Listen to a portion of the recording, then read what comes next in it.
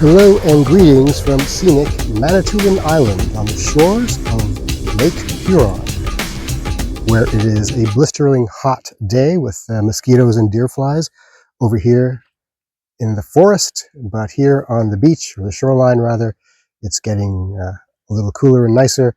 Still pretty hot though, and still beautiful. I want to talk to you about one of, possibly two of, my favorite books, and these are by the science fiction author Vernor Vinge, or Vernor Vinge, depending upon how people pronounce it. I don't know how to pronounce his name. Let's go with Vinge for now, and if I'm wrong, maybe I'll fix it later in post-production. I don't know.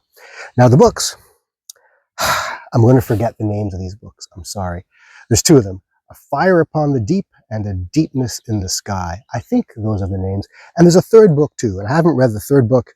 The reviews have not been stellar, but the first two really just rocked my world. Now, one of them, and I forget which one it is because the names are so similar, A Deepness in the Sky, I think that's the one it is. That one is a classic. It is considered to be one of the most creative and transformative books in science fiction history, won a series of awards, and I love it. The sequel, though, A Fire Upon the Deep, is that right? Hope that's the right title. If not, I'll fix it somewhere here. That one is actually my preferred book, but they're both fantastic. And here is the premise. The premise itself is what makes this thing so fascinating. Consider a future in which the reality of the universe is such that, depending upon where you are in the galaxy, there are zones of thought where it is possible to do things that violate the laws of physics in other parts of the galaxy.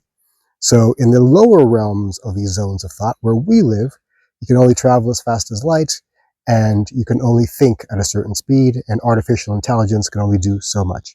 As you go higher up, you're capable of doing more things, traveling faster, and even creating machines that think so well that they become essentially gods. And when the novel starts, one of these experiments to create an AI god in a higher level of consciousness, a higher zone of thought, has gone awry, and it has created a blight, they call it, a runaway AI that's essentially an evil god. And this evil god is creating havoc everywhere. But as part of the efforts to control this, some shenanigans happen on this other planet. Now, on this planet, there is a civilization made up of canines, essentially canines, who are non-sentient until they gather in packs. And the more members of their packs, the smarter they are. And they're essentially a medieval, feudal kind of society. And that's where the story is fascinating, is in the efforts and in the unraveling of a narrative that is specific to this medieval framework where essentially dogs are our champions and our protagonists. That's all I'm going to say about that book, which is, again, transformative and creative and really important. The sequel is actually a prequel. It happens generations in the past, and this one blew my mind. In this one, we have this global, galactic trade consortium that travels sublight speeds. As a result, they have to put themselves into suspended animation to get various places, and by the time they get to their next market, the civilizations have evolved beyond recognition. And at one point, they come up to a particular planet, and there's an accident, and they have to repair their ships, but they have to wait until the planet evolves sufficiently to help them because they're of low technology. And so they take turns in suspended animation, waiting out thousands of years for the planet to catch up. But there's another ship also in orbit that is their enemy.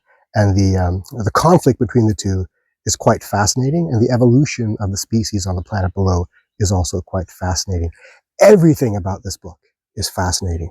I'm not going to ruin it anymore. I'll just say that this is, again, top-notch, grade A tier.